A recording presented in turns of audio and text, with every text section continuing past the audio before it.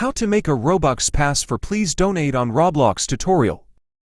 You will first want to go to your home screen on Roblox, then press on More at the right bottom corner. Press the Create button.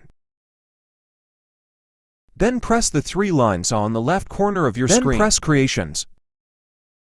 Then go ahead and press on Your Place, World. Then press the three lines on the left top corner of your screen again. Then go down to Passes.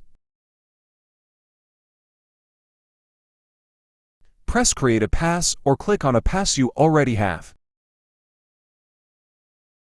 You can either pick a photo or not. Press on Name and type in a name.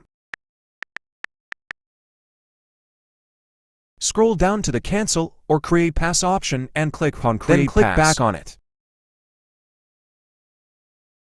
Then press the three lines on the left top corner of your screen once more. Then you will see this. Go ahead and click on Sales. You will see the button that says For Item Sale. Then press on Price in Robux. Type in how much Robux you want in there.